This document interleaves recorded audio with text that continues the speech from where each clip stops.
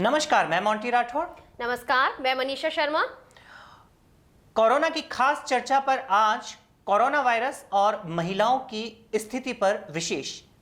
Corona virus का प्रचंड तांडव पूरे विश्व में जारी है। इतिहास साक्षी रहा है। युद्ध और प्राकृतिक आपदाओं की हालात में सबसे ज्यादा प्रभावित अगर कोई होता है तो वह है महिलाएं और बच्चे। मनीषा, आज का जो कोरोना काल चल रहा है उसमें घरेलू हिंसा के बहुत सारे मामले सामने आ रहे हैं। कोरोना का जो लॉकडाउन पीरियड 3 महीने का जो रहा, उसके बारे में आपकी जानकारी में क्या ये सही है या गलत? मोंटी, दुनिया भर में महामारी का रूप लेकर अपनी ताकत का लोहा मनवाने वाला कोरोना वायरस भी इसका अपवाद नहीं है। दुनिया के किसी भी कोने में चले जाइए, लंबे लॉकडाउन का सबसे ज्यादा दबाव महिलाओं ने झेला है। हालांकि यह बात अलग है कि इसकी चपेट में आने वालों में पुरुषों की तादाद ज्यादा है।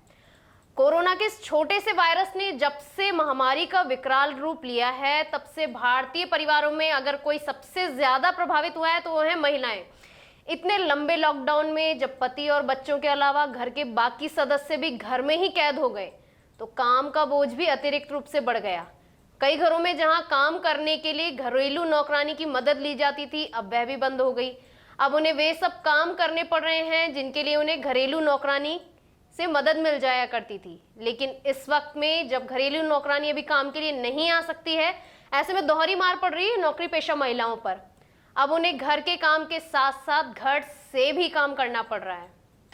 कई महिला अधिकार संगठनों ने प्रधानमंत्री नरेंद्र मोदी को पत्र लिखकर शहरी और ग्रामीण महिलाओं के बड़े समूह को सामाजिक सुरक्षा योजना के दायरे में शामिल करने की मांग की है। कोरोना वायरस का आतंक बढ़ने के बाद महानगरों, शहरों की हाउसिंग सोसाइटीज, कॉलोनियों में घरेलू काम करने वाली नौकरानियों के प्रवेश पर रोक लगा दी गई थी।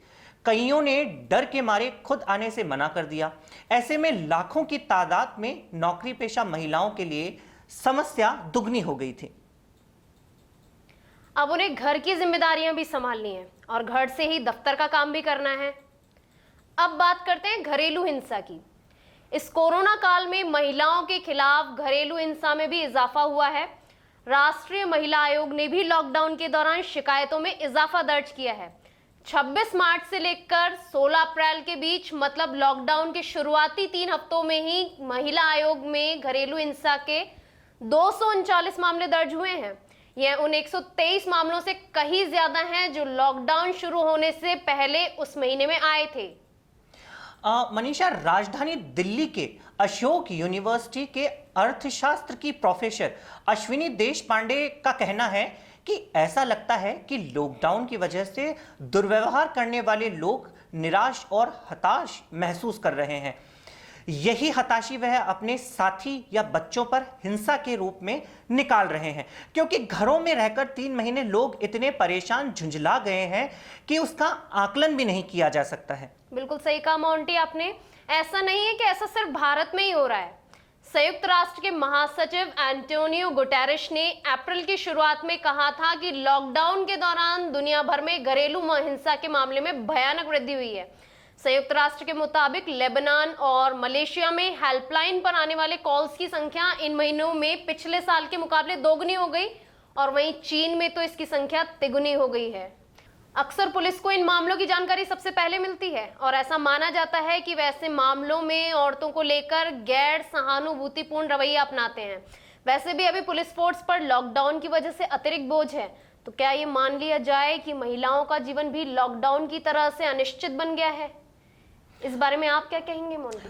देखिए मनीषा, अनिश्चित इसलिए क्योंकि कई महिलाएं घरेलू हिंसा से तंग आकर पहले मायके चली जाती थी, लेकिन लॉकडाउन में उनका ये विकल्प भी उनसे छीन लिया गया है। कितने अजीब रिश्ते हैं यहाँ के। 2 पल मिलते हैं, साथ साथ चलते हैं, जब मोड़ आए तो बच के निकलते हैं। कोविड-19 महामारी के बाद की दुनिया को बॉलीवुड फिल्म पेज 3 का यह गाना बिल्कुल सटीक बयां करता है। एक वायरस ने ना सिर्फ जिंदगी बल्कि रिश्तों को भी पूरी तरह बदल कर रख दिया है। जब लोग एक छत के नीचे साथ साथ ज्यादा से ज्यादा वक्त बिताने लगे तो रिश्तों का तनाव खुलकर सामने आने लगा। समाज में महिलाओं को लेकर वही गंदी मानसिकता खुलकर सामने आने लगी जिससे यह सो कॉल्ड समाज अब तक इनकार करता आया था। मनीषा, ऐसा नहीं है कि घरेलू हिंसा का शिकार सिर्फ हाउसवाइफ ही हो रही है, बल्कि लॉकडाउन की बाद से कामकाजी महिलाएं भी इसकी भरपूर शिकार रही है। बड़ी बड़ी सेलिब्रिटीज सोशल मीडिया पर घरेलू हिंसा के खिलाफ आवाज उठाते नजर आ रही है, इसके विरोध में आवाज उठाने का संदेश देते नजर आ रही है। लॉकडाउन महामारी से सुरक्षा के लिए लगाया गया था, लेकिन महिलाएं तो घर में भी सुरक्षित नहीं है, घर पर भी हिंसा के शिकार हो रही है। आज जब हम इस महामारी पर बात कर रहे हैं तो जहन में कहीं ना कहीं यह सवाल जरूर आता है कि आखिर कब तक औरतों को यह सब सहना पड़ेगा।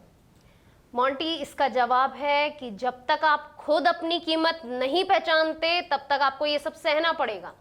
अब हमें ये समझने की जरूरत है कि नारी अपने आप में एक संपूर्ण प्रकृति है, इसलिए प्रकृति की ताकत को समझना जरूरी है। सहनशील जरूर बने, लेकिन एक सीमा तक। यह याद रखें कि बदलाव के लिए जरूरत होती है शुरुआत की, कदम बढ़ाने की, लेकिन खुद को कमजोर ना समझें। अपने विरुद्ध होने वाले हर अत्याचार के विरुद्ध आवाज उठाएं, अपनी आवाज स्वयं बने, तभी घरेलू हिंसा जैसे अपराधों से बचा जा सकता है। सबल बने, सक्षम बने, सुरक्षित बने।